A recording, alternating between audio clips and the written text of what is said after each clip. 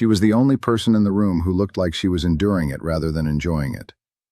I noticed her the way I notice everything in a room where I don't belong, which is to say, I noticed everything, and she was the thing that didn't fit.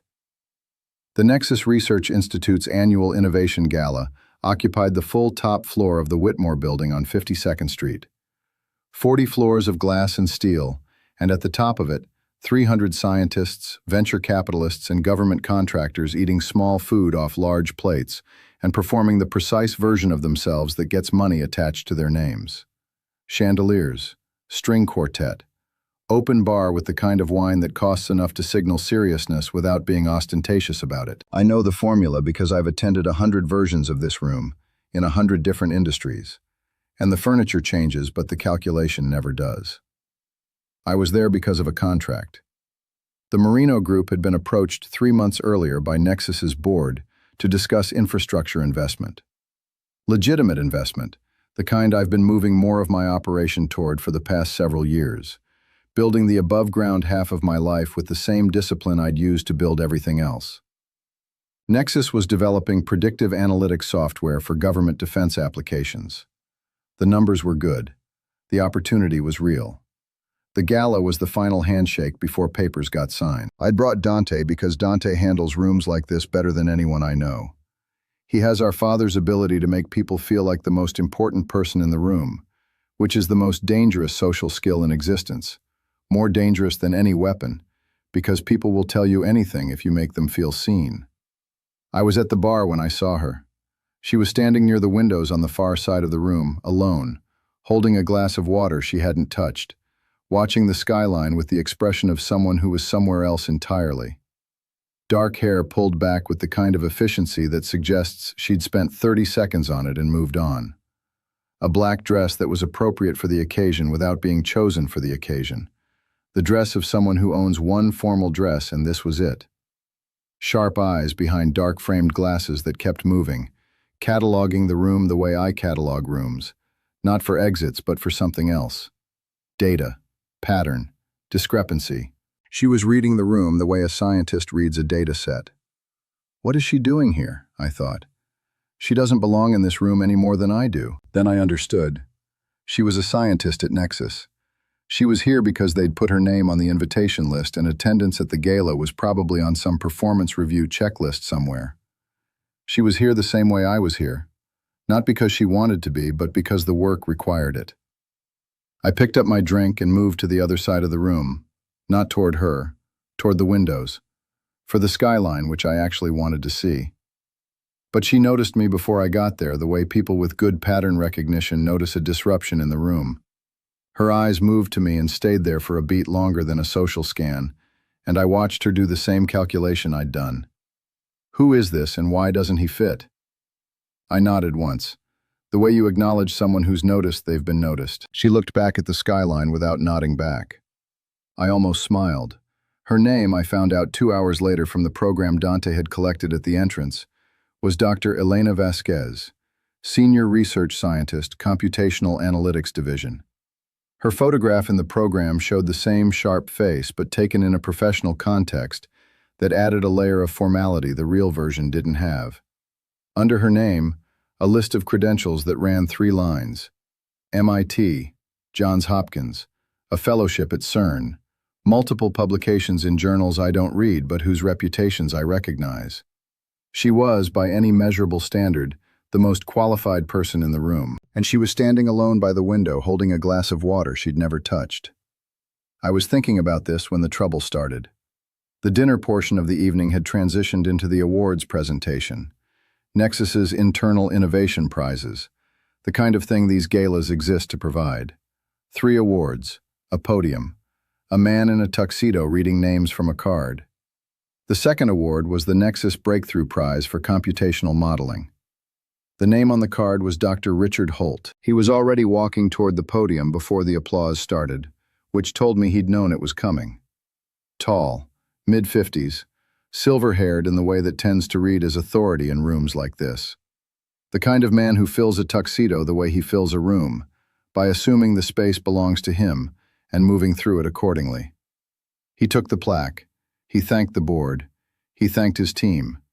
He told a brief story about the breakthrough in question, a predictive modeling algorithm that had apparently achieved something significant in terms of processing efficiency, something that had caught the attention of 3 government agencies and 2 private defense contractors.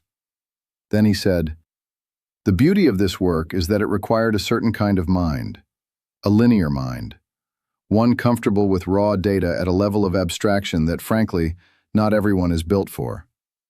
He let that sit for a beat. Different people, he said, process information differently. That's simply how it is. In computational analytics, you need a brain that can sit with raw numbers for hours, days, without pattern matching prematurely, without reaching for narrative before the data is ready to give you one. Some people are built for that kind of work and some are not. He was looking at the audience when he said it, but his eyes moved to Elena Vasquez for exactly the length of time it takes to make a point without making a statement. She didn't react visibly, but her jaw tightened. 2 millimeters, the involuntary kind. In my world, you learn to read the involuntary kind. The work we're celebrating tonight, Holt continued, was built on a foundation of rigorous, unsentimentalized data processing. Not everyone on our team understood that, but the ones who did, the ones capable of that level of precision and abstraction, are why we're standing here tonight. More applause. He held up the plaque. I watched Elena Vasquez set her glass of water down on the tray of a passing waiter, carefully, with the precision of someone who needs their hands to be empty. Then she walked to the far side of the room and stood with her back to the presentation for the remainder of the evening. I watched this, and I did not move. But I made a mental note, which in my line of work is the same as starting an investigation. I didn't approach her that night. In my experience, there is never any advantage to moving fast when precision matters more than speed. I've watched impatient men lose everything they were building because they couldn't distinguish between the moment to act and the moment to wait. The moment to act is specific. It has a texture to it, a weight. When you feel that weight, you move. Until then, you gather. I told Dante to find out everything about the Breakthrough Prize. 3 days later, he put a folder on my desk. The algorithm in question was called VERO, Vectorized Empirical Recursive Optimization. According to the folder, which Dante had assembled from patent filings, academic publications, and one very indiscreet conversation with a Nexus junior researcher who'd had too many drinks at a bar in Midtown, VERO had been the centerpiece of a 2-year development project within the Nexus Computational Analytics Division. The project lead, officially, Dr. Richard Holt. The patent holders, the Nexus Research Institute, represented by Dr. Richard Holt, Senior Director. But here was the thing that Dante had flagged in red, because Dante has good instincts even when he doesn't know why. The original patent application, filed 18 months before the one that bore Holt's name, was on record at the United States Patent and Trademark Office under a different name entirely. U.S. Patent Application 17, 842,391, filed November 14th, 3 years ago. Primary inventor listed, Dr. Elena A. Vasquez. Same algorithm, different version number, same foundational architecture. The application had been reviewed, then placed on hold pending amendment requests. Standard procedure. Most patent applications go through multiple rounds of amendment. This one had gone through 3 rounds and then gone quiet. 8 months later, a new application appeared. Same algorithm, different name on the paperwork. The application identified Dr. Richard Holt as the sole inventor, with the Nexus Research Institute as assignee. This application had moved through review in 4 months, unusually fast, which in my experience means someone with the right relationships had moved it. The original application, number 17/842,391, had been formally abandoned 6 weeks before the Holt application was approved. Abandoned. In patent law, abandonment can happen for several reasons. Failure to respond to an office action, non-payment of fees, or the applicant simply not continuing to pursue the application, which can happen when pressure is applied in the right places. I closed the folder and leaned back in my chair. In 43 years, I have been in more rooms than I can count, where someone powerful took something from someone without the power to stop them, dressed it in paperwork, and called it legitimate. I've done business with men who operated that way. I've refused to do business with men who operated that way. My criteria for which is which has evolved over the years and is now, at 43, fairly simple. Did you build it? If yes, it's yours. If someone else built it, and you put your name on it, and used the machinery of institutional power to make the paperwork agree with you, then what you have is not success. What you have is theft. And theft, in my world, eventually finds its correction. I picked up the phone and called someone I trust. His name is Walter Chen.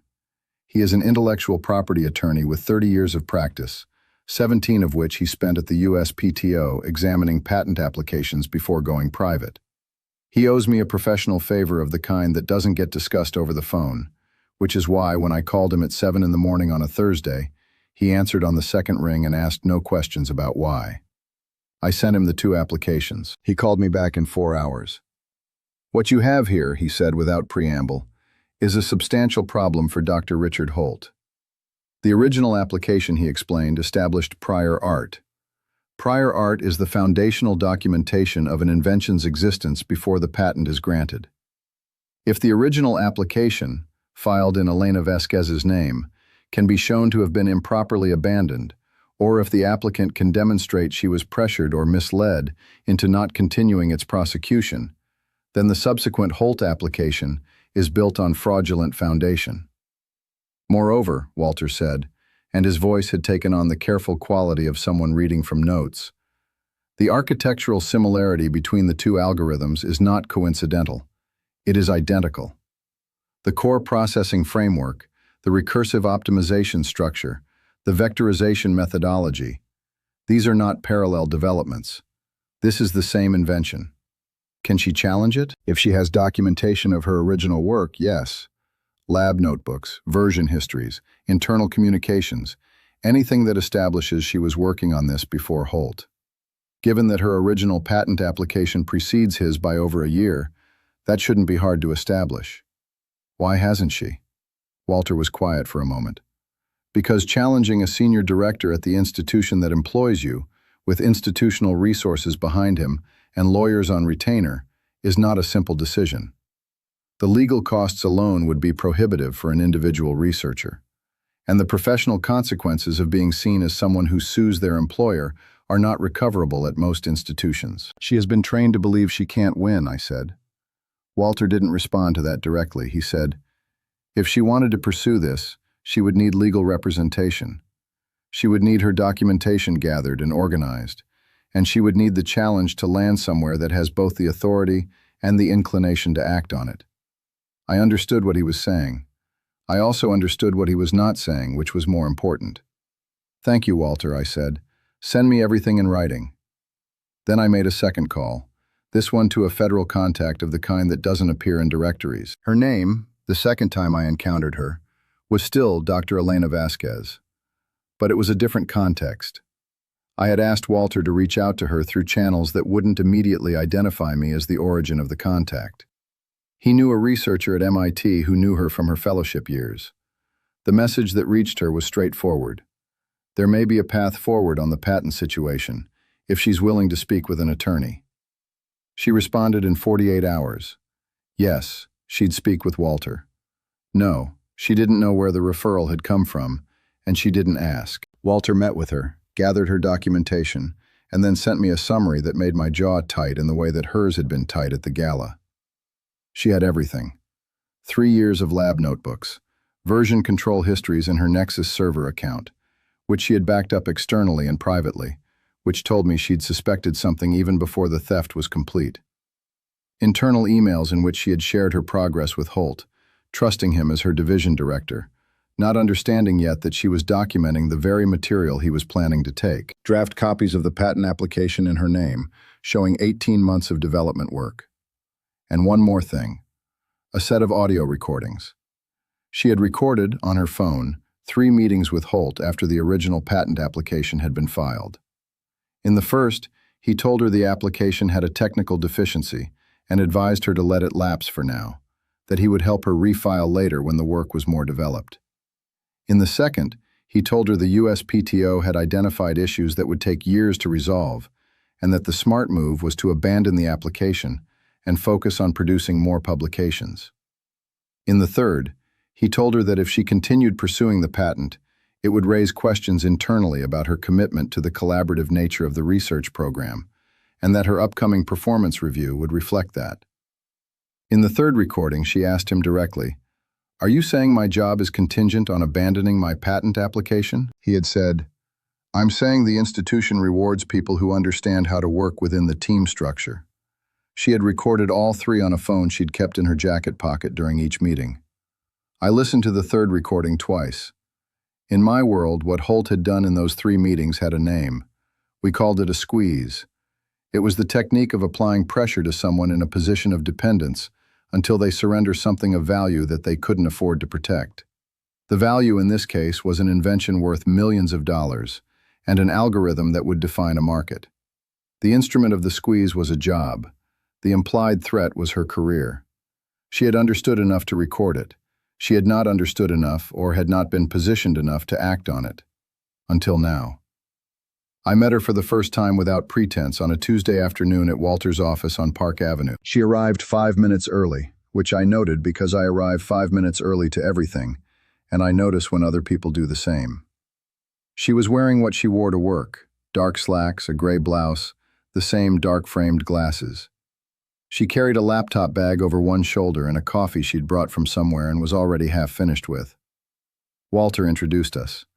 She looked at me the way she'd looked at me at the gala, with the precise, unhurried attention of someone who reads patterns and trusts what the patterns tell them. "You're not an attorney," she said. "No. Are you Walter's client?" Walter said, "Mr. Marino has an interest in your situation." She looked at me for a long moment. "What kind of interest?" she said. "The kind that involves having read your original patent application and your documentation," I said, "and having a reasonably clear sense of what happened and what the options are for addressing it."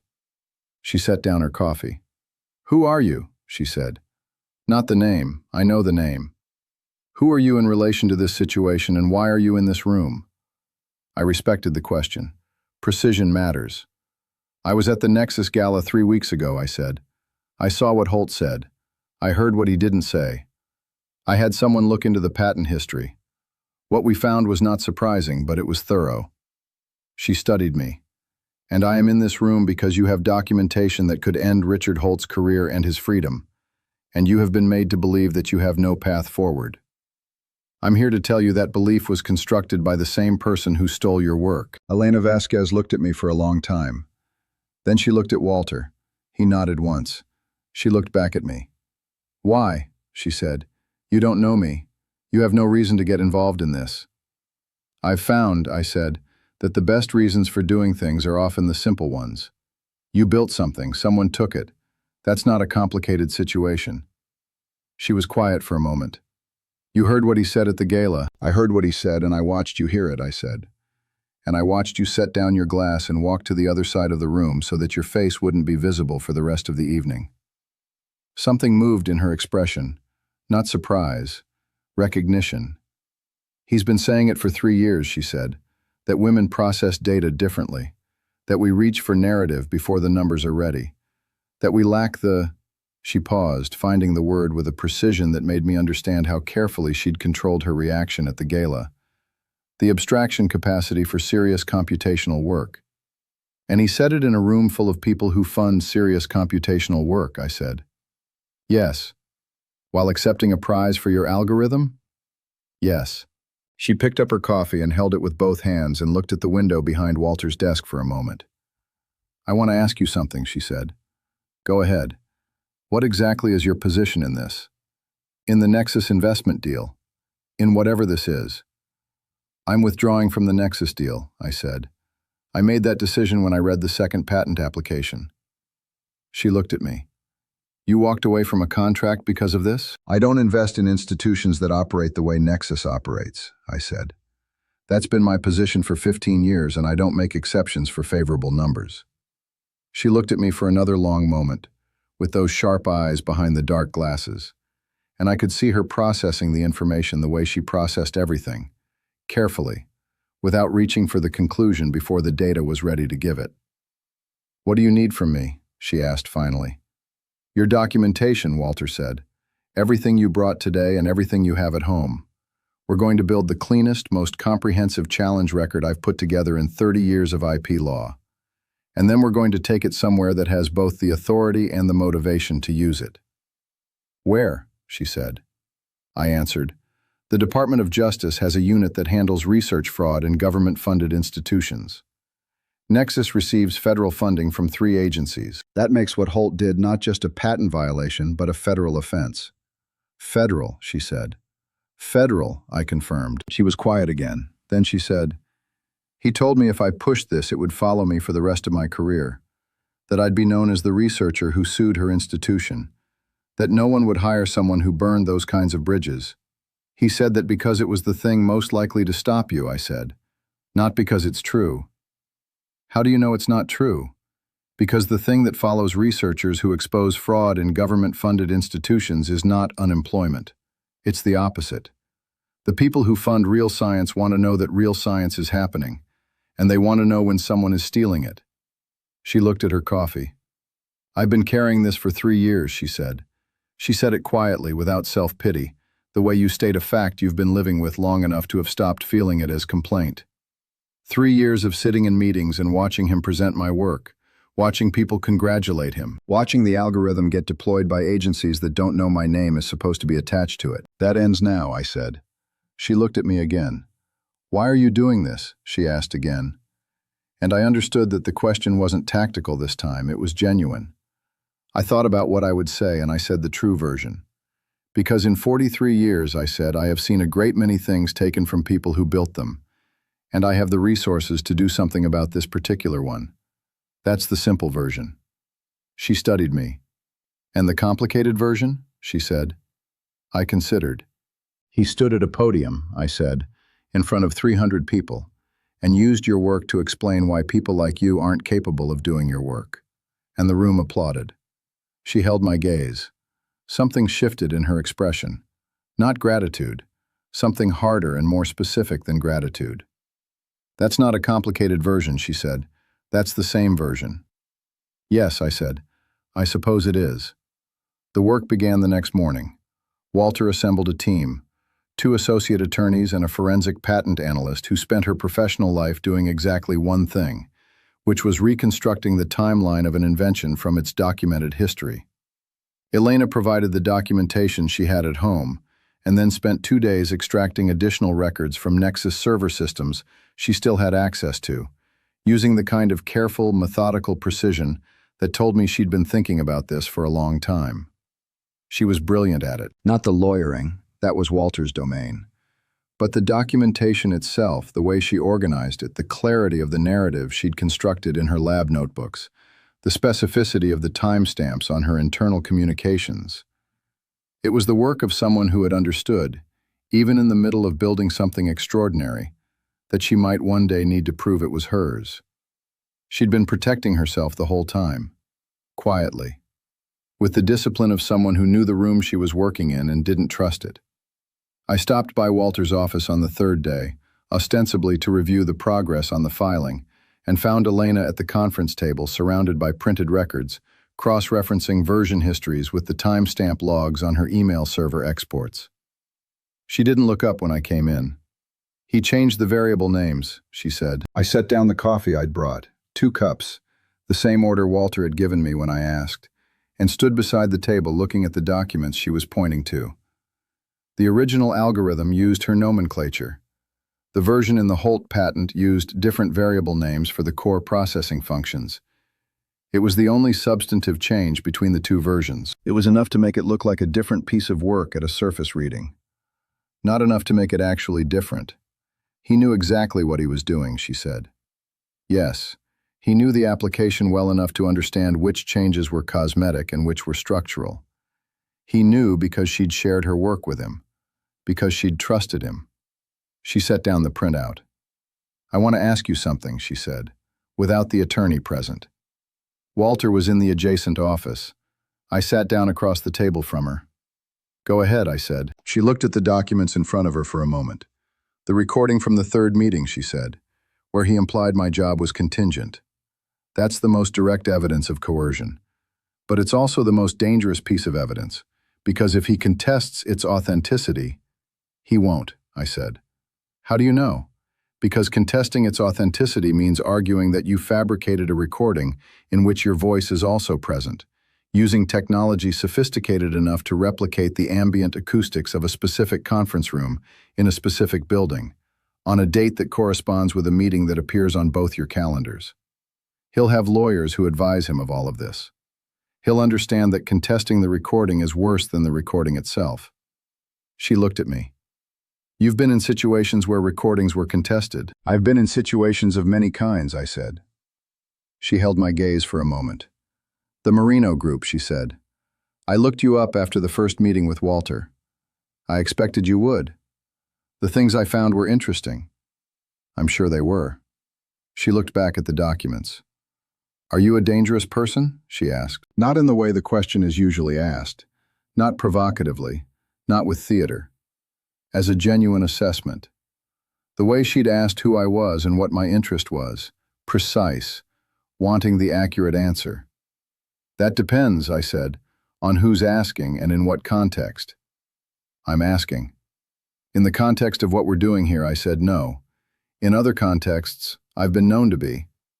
She nodded, as though that were a reasonable answer and she'd filed it appropriately. I'm telling you this, she said, because I want you to understand that I'm not doing this because someone else decided it needed to happen. I've been sitting on this for 3 years because I was waiting until I was sure I had enough. Not because I was afraid, because I wanted it to be complete. I understand the distinction. What you have is the resources to take it where it needs to go. What I have is the documentation. That's a partnership, not a rescue. I looked at her across the table. At this woman who had spent 3 years building a silent, meticulous case while working alongside the man who'd stolen from her, recording conversations on her phone, and backing up her server files while attending his presentations, and watching him accept awards for her work. Who does that? Who sits in that position, with that kind of clarity, and builds the case piece by piece instead of breaking? Someone who trusts their own work more than they trust other people's opinion of it. That's a partnership, I agreed. She held my gaze for one more moment. Then she went back to the documents. I picked up my coffee and stayed at the table for the next 3 hours, reading through the legal analysis Walter had prepared, while she reconstructed the timeline of an invention that had been taken from her. Outside, New York was doing what New York does in November, existing loudly and without apology. Inside, it was very quiet. And for the first time since I'd walked into a gala I hadn't wanted to attend and seen a woman standing alone by the window holding water she didn't drink, I understood what the weight I'd been feeling for 3 weeks was. It was the specific weight of the moment to act. I'd been waiting for it without knowing I was waiting for it. Now it was here. Walter filed the challenge on a Friday. The documentation package he submitted to the Department of Justice's Research Integrity Division was, by his own assessment, the most complete record of research fraud he had assembled in 30 years.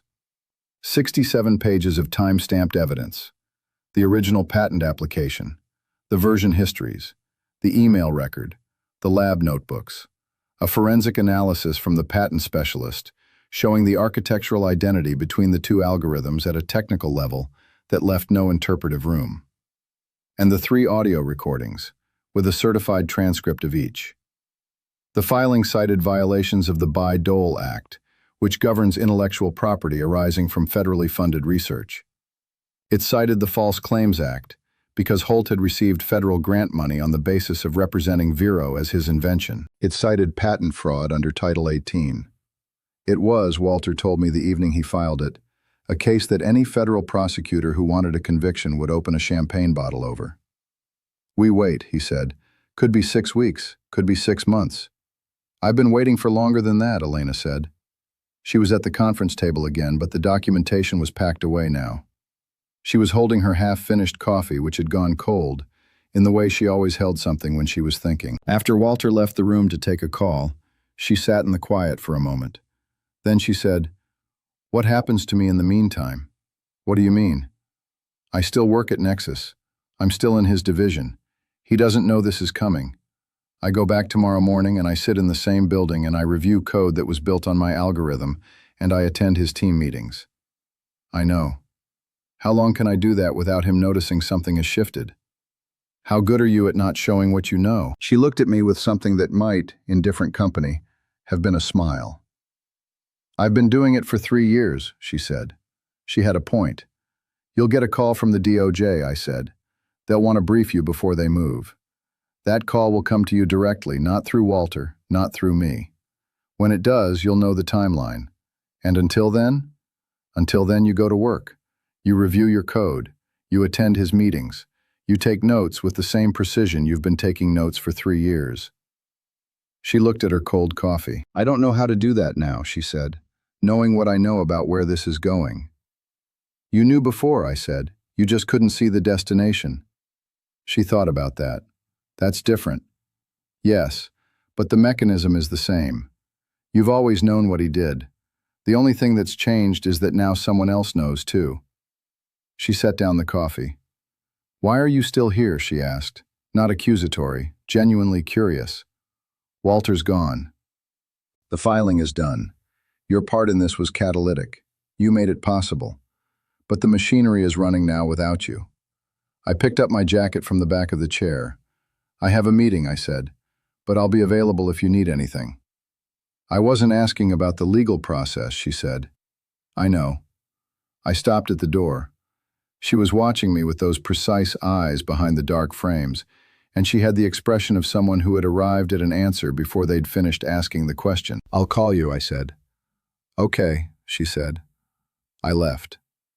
In the elevator going down, I stood with my hands in my jacket pockets and looked at my own reflection in the polished doors and acknowledged, with the honesty that has kept me alive through a life that eliminates dishonest men, that Elena Vasquez was now occupying a portion of my thinking that was not proportional to the investment.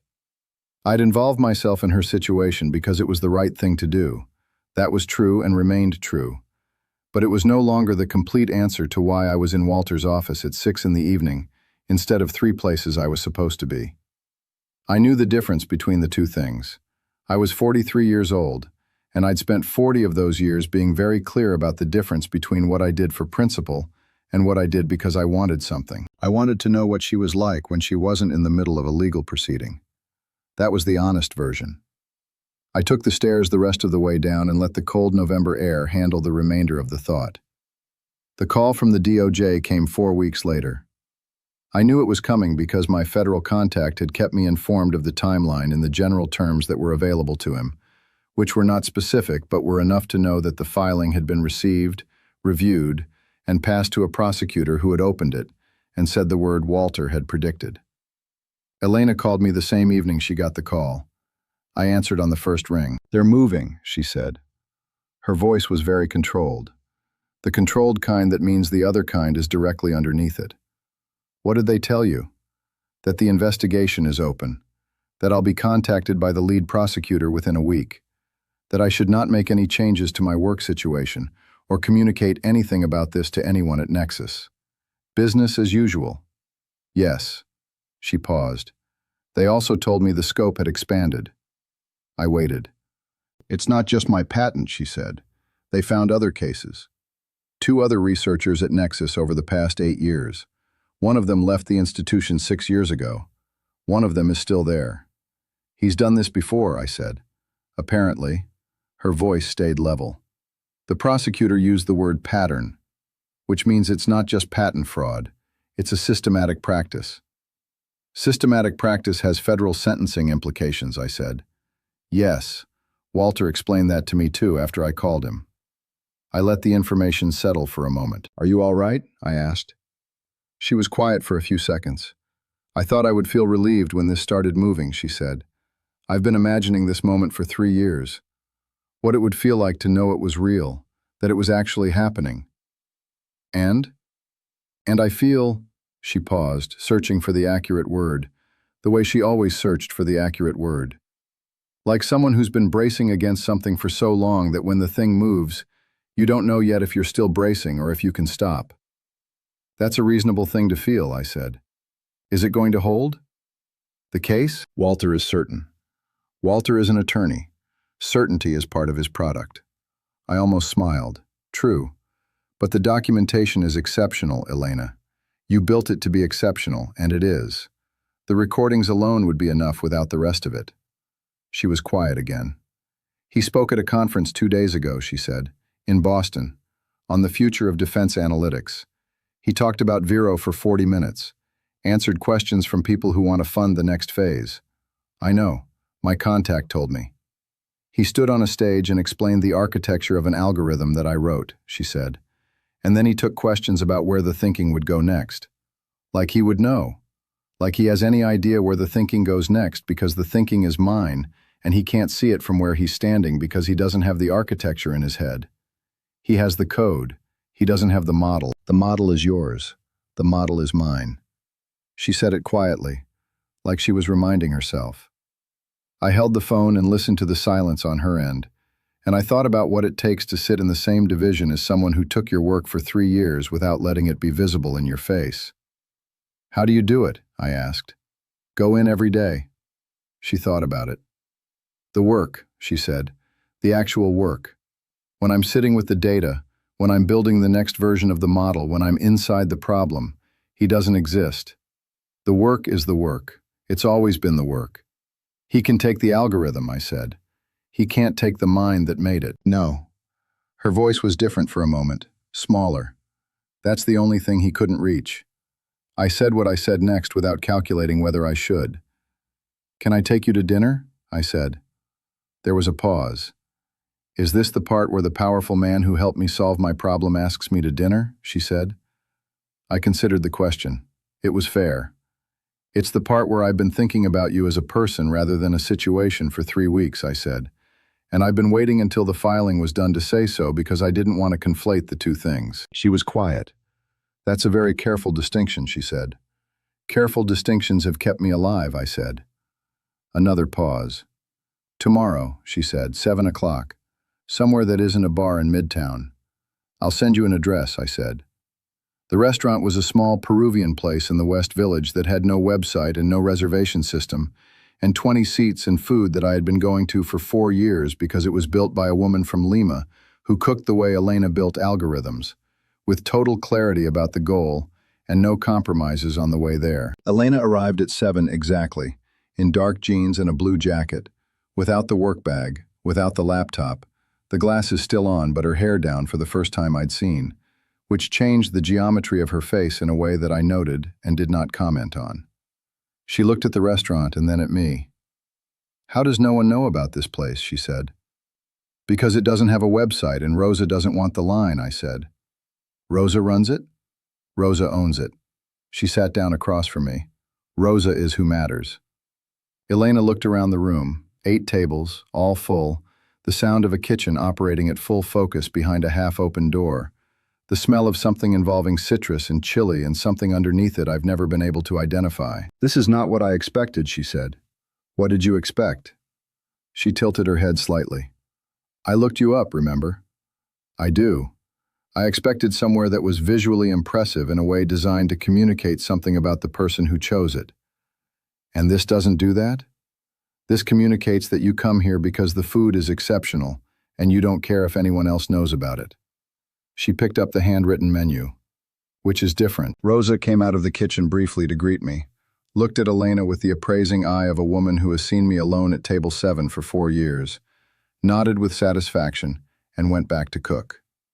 Elena watched this. Friend of yours? She said. I've been coming here since she opened, I said. Her daughter was in a difficult situation 6 years ago, and I was able to help. She looked at me. Then she looked at the menu. You do that, she said. Help people in difficult situations. When I can, I said. She was quiet for a moment, reading the menu. Can I ask you something? Anything. She set down the menu. The real version of you. Not the version that appears in the things I found when I searched your name. The actual version. Who are you? The question had the same quality as all her questions. Precise, without theater, genuinely wanting the answer. I thought about what I would say. I'm someone who was born into a particular world and made a particular set of decisions about how to operate within it, I said. Some of those decisions I'm not proud of. Most of them I made because they were necessary in the context of what I was managing. I've spent the last decade building a different kind of operation, the above-ground kind, and making the older operations smaller. Smaller, she said, not gone. Not gone, I said. Honest is more useful than diplomatic. She held my gaze. Why are you telling me this? Because you asked for the real version. Most people don't when they say they want it. You're not most people, I said. You spent 3 years recording conversations in your jacket pocket and building a silent legal case while attending your abuser's team meetings. You don't do performance. She looked at me for a long moment. No, she said, I don't. We ordered. Rosa had made something with sea bass and a citrus reduction that I'd been eating in variations for 4 years and never gotten tired of. Elena ordered with the efficiency of someone who reads menus the way she reads code, quickly, accurately, without second-guessing. We talked for 3 hours about her work, the actual work, the version she described when she wasn't managing what she revealed. The next generation of the model she was building, which operated on a principle she described as anticipatory recursion, the algorithm learning not just from patterns in the data it had processed, but from patterns in the gaps between data, the negative space where information was absent, which she had come to believe was where the most predictive value lived. Most models learn from what's there, she said. I'm trying to build one that learns from what isn't.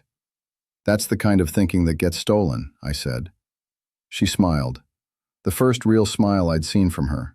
Small and precise, like her questions. Yes, that's generally how you know it's worth something. We talked about her family, her parents who had come to New York from Puerto Rico when she was 4 years old, who had spent 30 years in the same apartment in Washington Heights, while Elena grew up and got the degrees they'd sacrificed for her to get. Her mother, who still called her every Sunday and asked when she was coming home for dinner.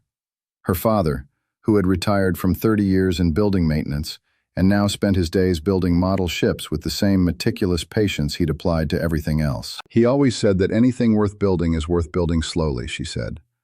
That speed is for people who don't trust their own work. That's the kind of thing worth remembering, I said. She looked at me. You said something similar to me in Walter's office, she said, about the moment to act versus the moment to wait. I did. Do you actually believe that? Or is that the thing you say? I've made every significant mistake in my life, I said, by moving faster than the situation required. And every significant success by understanding that the right moment is specific and has a texture to it, and you know it when you feel it. How do you know the difference between patience and fear? She said. I considered that. Fear wants you to stay still indefinitely, I said. Patience wants you to stay still until the moment is right. Fear has no destination. Patience has one and is working toward it. She looked at me with those sharp eyes. 3 years, she said. Is that patience or fear? I thought about the recordings on her phone, the backup drives, the lab notebooks organized with the precision of someone who trusted that the moment would come. Patience, I said, no question. She held my gaze for a moment longer than usual. Then she looked at her sea bass. I'm not good at this, she said. She gestured vaguely between us. This particular dynamic, I don't know what this is. Neither do I yet, I said. We could find out. She ate, thought. You're a patient man, she said. When it matters, I said. Yes. She looked out the window at the West Village street outside, at the November cold moving through the people walking past, at the particular gold of a city at night. Tell me about your mother, she said. I looked at her. Why? Because it's the question that matters, she said. I looked you up and I found the professional version and the dangerous version and the version that appears in boardrooms. She picked up her wine. But the first morning we met in Walter's office, you told me you walked away from a significant investment because of my situation. That's not a business decision. That's a values decision. And values come from somewhere. I thought about this. And you think they come from my mother? Significant values usually do, she said. Mine do. I told her about Rosa Marino. I told her about the woman who had raised 3 children in a city that doesn't give anything away, who had built a life from the position of someone who'd lost everything, who had never once let any of us see her break because she understood that strength wasn't the absence of pain, but the decision about what to do with it, who had told me, when I was 12 years old and angry in a way I couldn't name, that real power is knowing when to be gentle. That the men who understood that survived. The ones who didn't understand it got consumed by the thing they were supposed to be running. She sounds extraordinary, Elena said. She is the most extraordinary person I know, I said. And I know people with a great deal of power in a great many forms. She smiled again. She'd like the sea bass, she said. She would, I agreed. I'll bring her here when she's next in the city. Elena looked at me. You'd do that? She said. Just introduce me to your mother. If you wanted to meet her, yes. It was a simple statement, but it landed with a weight that I could see her deciding how to carry. She didn't say anything for a moment. Then she said, I told you I'm not good at this. I know. I've spent 3 years in a mode of operating that doesn't leave room for, she searched for the word, softness. Everything has been documentation. Everything has been evidence. Everything has been strategic. You don't have to stop being strategic, I said. I'm not asking you to change how you operate. I'm asking if I can be part of your life while you operate the way you operate. She looked at me. That's a very specific offer. I make specific offers. Vague ones tend to lead to misunderstandings. The corner of her mouth moved. I need to think about it, she said. Take all the time you need. She looked at me for one more moment. Then she picked up her wine glass. Tell me how the model works, I said. The anticipatory recursion. Explain it to me like I don't have a PhD. She raised an eyebrow. You want to understand the algorithm? I want to understand what you think about when you're not in a legal proceeding. She looked at me for one more second. Then she set down the wine and started talking. I listened for an hour without interrupting, watching her describe something she'd built from nothing in a language she'd invented for herself. And I thought about what my mother had said when I was 19 and trying to understand the difference between being powerful and being strong. She'd said, the powerful ones take, the strong ones build. Pay attention to which one a person is and you'll know everything you need to know. Elena Vasquez was the second kind. I paid attention accordingly. The DOJ moved in 6 weeks. Walter called me first because he'd been briefed by the prosecutor's office as Elena's legal representative. They're executing the search warrant at Nexus tomorrow morning, he said. Holt will be notified that he's a subject of the investigation. They'll be taking his files, his server access, his correspondence. Is Elena safe? She's a witness, not a subject. They'll interview her in the afternoon. I called Elena after I hung up with Walter. Tomorrow, I said. I know, she said. Walter called. Are you ready? She was quiet for a moment. I've been ready for 3 years, she said. She paused. I'm nervous. That's reasonable. I've been calm for 3 years, she said. I documented and I recorded and I backed up my files and I went to work the next morning and I was calm. And now I'm nervous. She exhaled. That's strange. The calm was the work, I said. Now the work is done and you're just a person waiting for something to happen to someone who hurt you. That's different. Yes. Can I come by? Pause. I'm not in a condition to be impressive right now, she said. Good. I wasn't asking for impressive. I was asking if I could come by. Another pause. Yes, she said. Okay. Her apartment was in Harlem, 3 blocks from the 2 train, on the 4th floor of a building that had a small lobby with mailboxes and the smell of someone cooking on a lower floor. She buzzed me up without the intercom. The apartment was small in the way that New York apartments are small when a person has accepted the city's terms, but it was organized with a precision that told me who lived there before I crossed the threshold. Books arranged by subject, not by size or color. A desk in the corner with 3 monitors and the kind of focused illumination that means someone spends real hours at it. A kitchen that was clean with the cleanliness of someone who cooks seriously and cleans as they go. And on the wall above the desk, printed and framed, the first page of patent application 17,842,391. She was wearing sweatpants and the gray blouse from work, and she'd taken off the glasses and her hair was loose and she looked, for the first time since I'd met her, like someone who wasn't managing anything. You framed it, I said, looking at the wall. The application. Day 1, she said. I printed it the day I filed it, and I've looked at it every morning for 3 years. She looked at it now. To remind myself that it was real, that I built it, that whatever happened in the building down the street, this existed first. I looked at the first page. Her name, the date, the title. Methods and Systems for Vectorized Empirical Recursive Optimization in Defense-Grade Predictive Analytics. That's the one, I said. That's the one. I'll be on the wall of the USPTO in a different frame within a year, I said. She looked at me. That's very specific. Walter's timeline, I said. He's rarely wrong. She almost smiled. We sat in her kitchen for 2 hours. She made coffee that was strong enough to be taken seriously.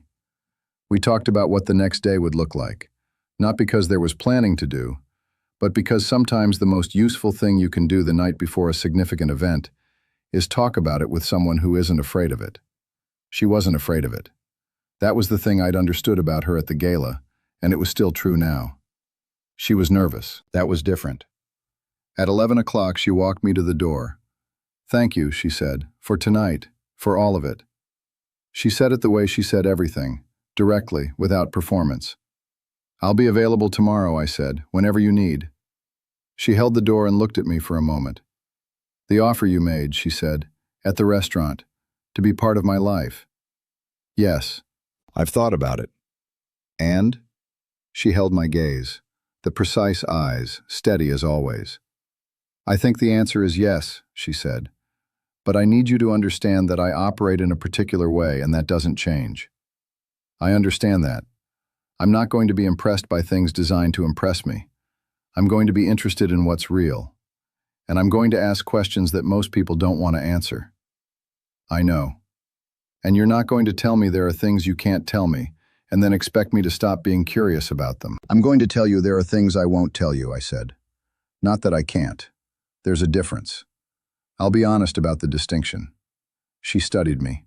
"That's the most honest version of that answer I've ever heard from anyone." "I know." She held the door for one more moment. "Good night, Luca," she said. "Good night, Elena." I walked down 4 flights of stairs in Harlem and out into the November cold with the city doing what it does, and I thought about what had just happened with the specific quality of attention I give to things I want to remember precisely. Real love is rare, my mother had told me when I was young. That's what I said that night in a building in Harlem, walking down the block toward my car. Rare. Yeah, I was starting to understand what she'd meant. The search warrant was executed at 7:47 in the morning.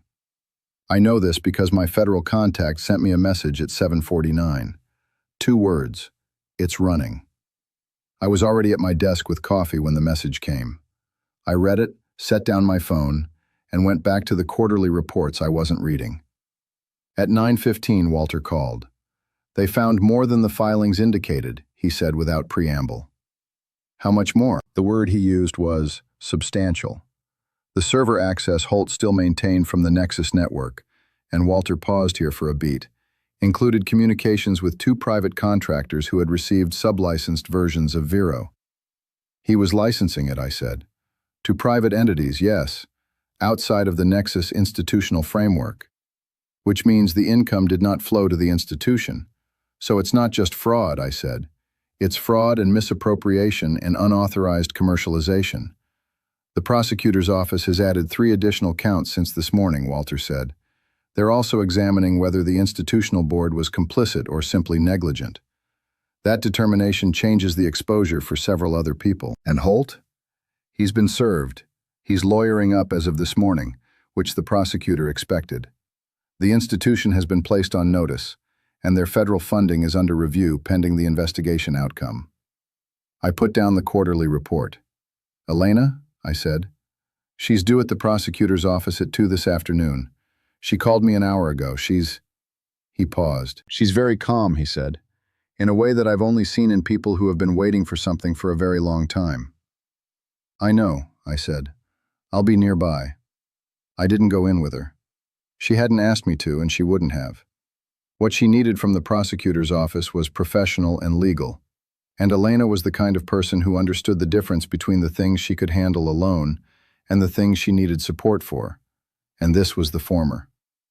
I waited in a car on the block outside the Federal Building on St. Andrews Plaza, and I read the quarterly reports for real this time, because patient waiting is more useful when your hands are doing something.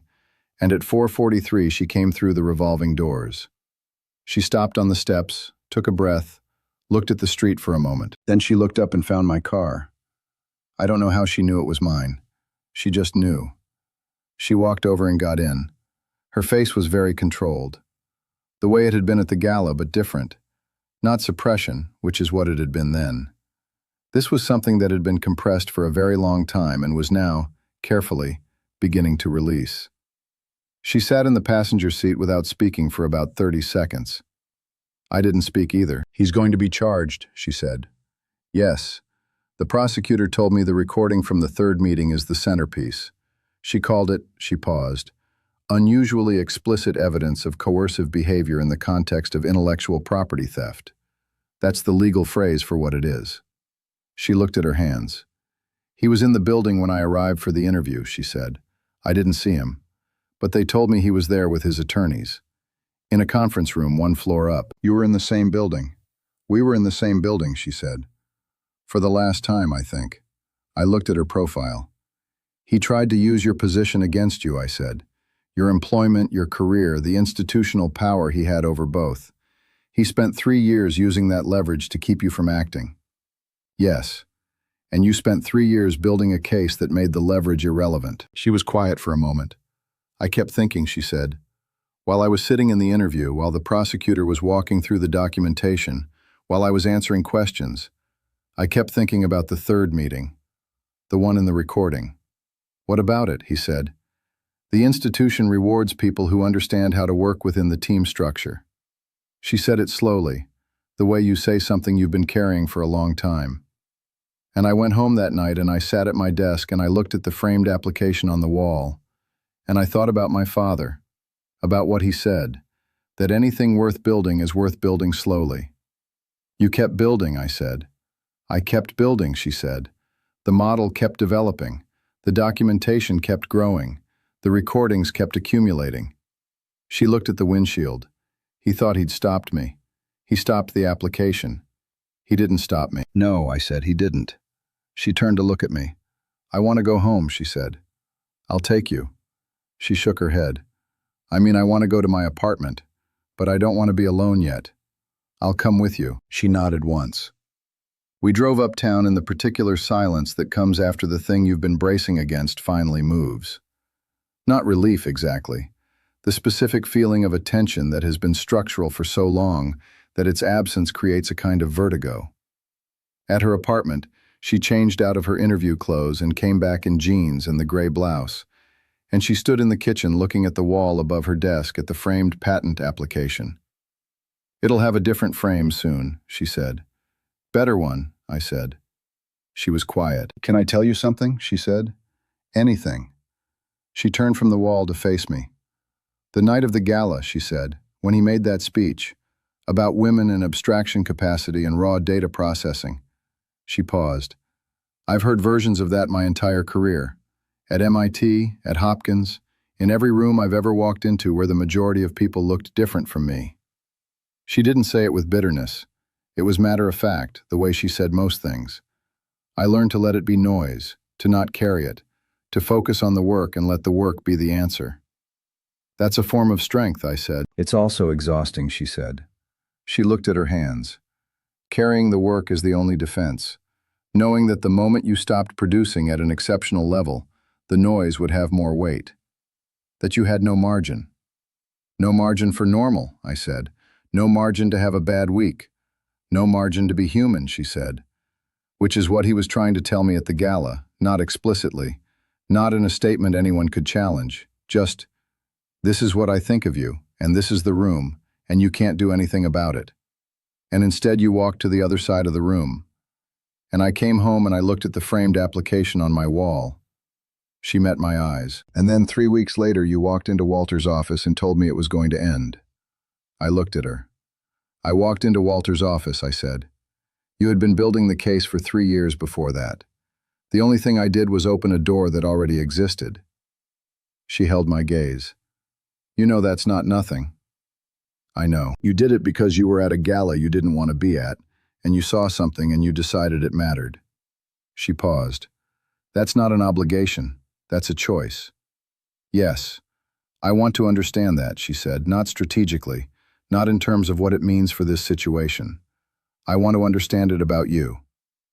I considered what to say. I spent the first 30 years of my life, I said, building a particular kind of power. The kind that's built on leverage, on the capacity to make people need you or fear you or both. It's effective, it's efficient, and it produces a certain kind of life that I'm not going to pretend I didn't choose. She listened without interrupting. And the last 13 years, I said, I've been building a different kind. The kind that doesn't require leverage. The kind where the value is real, and the relationship is real, and neither party needs to be afraid of the other. I haven't fully arrived there, but I'm closer than I was. What changed you? My mother got sick, I said, 6 years ago. Not terminally, she recovered. But there was a period where the outcome wasn't clear, and I spent 4 months going through every calculation I'd ever made and understanding that the ones I was most proud of were the ones where I'd helped something real happen. Not managed it, not leveraged it, actually helped it. She studied me. And you haven't gone back? To the leverage model? Yes, I use it when necessary, I said. I'm not going to lie about that. But I choose when and why much more carefully than I used to. She nodded slowly. That's an honest answer, she said. It's the only kind I have tonight. She looked at the wall again, the framed application. I keep thinking about the second researcher, she said. The one who left Nexus 6 years ago. The one Holt did this to before me. I know. She left the institution, which means he succeeded with her. She paused. Whatever happened, the pressure, the leverage, the coercion, she made the calculation that the cost of fighting was higher than the cost of leaving. And she was probably right at the time, I said. Before the documentation was what it is, before the legal landscape had shifted the way it has for research fraud cases. The case she would have had 6 years ago was weaker than yours, and weaker cases against more powerful opponents have specific outcomes. She turned. Does she know? About the investigation? The prosecutor's office contacted her as a witness, I said. Walter told me this afternoon. She'll be part of it. Yes. Elena was quiet for a moment. I hope she gets to be in the room, she said. When the verdict comes, whatever it turns out to be, I hope she's there. I thought about what that meant. Not strategically, not legally. The specific need to see the end of something that had been started without your consent. I'll make sure of it, I said. She looked at me. How? That's not a question with a clean answer, I said, but I'll make sure she knows she has standing to be present, and that if there are any barriers to that, they can be navigated. Elena held my gaze for a moment. Do you always do that, she said. What? Promise things that require significant resources and then just deliver them, like it's nothing. No, I said, only the things that matter. She was quiet for a long moment. Then she crossed the kitchen and kissed me. Not tentatively, not as a question. The way she did most things, precisely, having decided on it, without second-guessing. I kissed her back. After a long moment, she pulled back slightly and looked at me. I told you I'm not good at this, she said. You're excellent at it. That's not what I mean. I know. She put her forehead against my shoulder for a moment, which was, I thought, the most unguarded thing I'd seen her do. The version of herself that wasn't managing anything. Give me time, she said, to figure out what this is. As much as you need. I'm going to keep working, she said. The model doesn't stop because things change in my personal life. The anticipatory recursion. The next phase, that's not secondary, I know. And I'm going to be difficult to be with, she said. Because I ask too many questions and I trust slowly. And I'm not going to pretend to be impressed by things that are designed to impress me. I understand. She pulled back and looked at me. You keep saying I understand, she said. Because I do. How? Because I operate the same way, I said. Different field, different methods, same fundamental orientation. I assess everything. I trust slowly. I move when the weight is right. She studied me. Patience, she said, when it matters. She looked at the wall one more time. This matters, she said. She was looking at the framed application, the work, the model, all of it. I know it does. She turned back to me. So do you, apparently, she said. I smiled. It took her a moment, but she smiled back. The same small, precise smile. The one I'd been waiting to see again since the first time. Richard Holt was indicted 6 weeks later on 7 federal counts: patent fraud, research fraud under the Bayh-Dole Act, false claims against the federal government, unauthorized commercialization of federally funded research intellectual property. 3 counts relating to coercion of employees to abandon intellectual property claims. 1 for Elena, 1 for the researcher who'd left 6 years ago, and 1 for a third case the investigation had uncovered from 4 years prior. The arraignment was on a Thursday morning. Walter attended as Elena's legal representative. I watched the proceedings from a position that didn't appear in any court record. Holt entered the courtroom in a suit that had been chosen carefully, and still managed to look like someone had chosen it carefully, which is the particular failure mode of men who have spent their lives managing how they appear in rooms. He looked smaller than he had at the podium, accepting the prize for an algorithm he hadn't built. He pleaded not guilty, which Walter had expected. The trial would take months to assemble, potentially longer. That was fine. The case was complete. The documentation was exceptional. The recordings were unimpeachable. The pattern across 3 researchers over 8 years was what prosecutors called a gift. Elena didn't attend the arraignment. She was at her desk when Walter called with the summary. I know because I was in the armchair in the corner of her apartment reading something, and I heard her answer the phone with the precise economy she brought to everything, and then go quiet while Walter spoke. She said 3 things. Thank you. Yes, I'll review the timeline when you send it. And then, after Walter had clearly said something about the strength of the case, I know, I built it. She hung up and stood at her desk for a moment looking at the monitors. Then she turned around. He pleaded not guilty, I said. I know. She crossed the room and sat on the arm of the couch. She looked at the framed application on the wall. He's going to fight it. He's going to lose it, I said. She looked at me. How certain are you? Very. Based on? Based on Walter's assessment, which is never optimistic, and my own reading of a case structure that has no significant weaknesses. He shrugged slightly. Based on 43 years of watching how these things end when someone has the documentation and someone else has the performance. She was quiet. The other researcher, she said. The one who left 6 years ago. Her name is Dr. Patricia Osei. She's in Chicago now at Northwestern, running her own lab.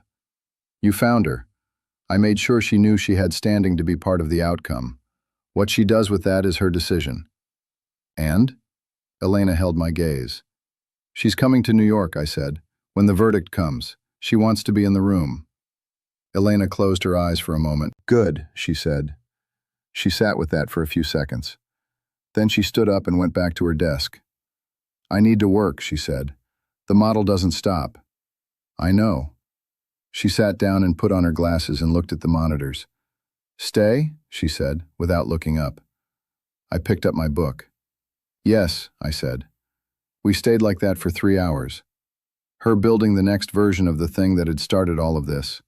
Me reading with the sound of the city outside and the particular quality of a room where serious work is happening, and you're trusted enough to be in it. At 10 o'clock, she looked up.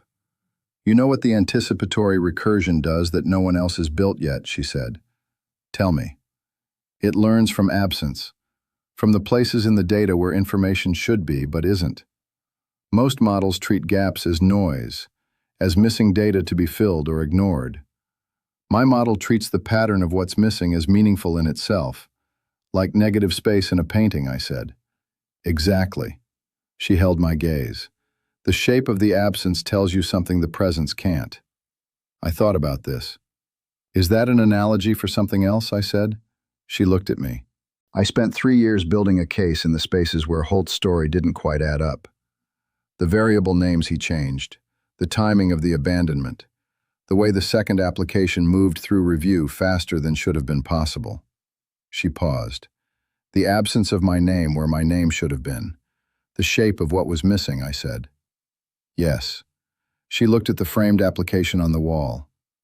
My whole career is about learning to read absence, to look at what isn't there and understand what it means. She turned back to the monitors. I think that's why I noticed you at the gala, she said. You noticed me. I told you. I noticed you. What about me? She typed something for a moment. You were the only other person in the room who was reading the negative space, she said. Everyone else was performing. You were watching the performance, looking at what wasn't being said. I was doing exactly that, I said. I know. That's what I noticed. She went back to her work. I went back to my book. Outside, New York was doing what New York does, existing loudly and without apology, indifferent to the specific gravity of what was happening 4 floors above the street, in an apartment in Harlem where a woman was building the future of predictive analytics, and I was sitting in an armchair understanding something that would have been impossible to explain to the version of myself from 20 years ago. That the most useful thing you can do in the presence of someone building something extraordinary is stay out of their way and stay in the room. 6 months after the indictment, Richard Holt accepted a plea agreement, 4 counts, prison time, a financial penalty that represented the approximate value of the income he had generated from unauthorized commercial licenses of Vero, permanent disbarment from receiving federal research funding. Nexus Research Institute, separately, returned the patent rights to Elena Vasquez and entered a licensing agreement with her on terms that Walter described as extremely favorable and that I described privately as overdue. The original patent application, number 17/842,391, filed 3 years ago by Dr. Elena A. Vasquez, primary inventor, was restored. The USPTO granted it formal approval 4 weeks later. Elena called me when the approval came through. She didn't say anything for a moment, then she said, "It's approved." "I know," I said. "Walter told me 20 minutes ago." She was quiet. 3 years, she said. 3 years, I said. Another quiet moment. "I'm going to reframe it," she said. "The application? I framed the original because I needed to remember it was real," she said. "Now I'm going to frame the approved version. Because it's different." "How?" "The original was mine," she said. "The approved version is a fact." I thought about that. "That's the difference between patience and the moment to act," I said. "Yes," she said, "exactly that." She came over that evening and we went to Rosa's restaurant in the West Village, the small Peruvian place with no website, because it was the right context for the kind of evening it was. Rosa came out of the kitchen and looked at Elena with the particular warmth she reserved for people she'd decided on. "You look different," Rosa said to her. "It's been a good day," Elena said. Rosa smiled. Good days should look like something. She went back to her kitchen. Elena and I sat at the corner table with the sea bass and the wine that wasn't ostentatious and the sound of a city going past outside, and talked about everything and nothing. Her model, my mother's next visit, the patent, Dr. Osei's new lab in Chicago, the next phase of work Elena was already 3 weeks into. "I want to ask you something," she said over the dessert Rosa had sent out without asking. "Anything. Do you know why you walked into that gala?" "I was there for a contract," I said. "The Nexus investment." "Yes," she said.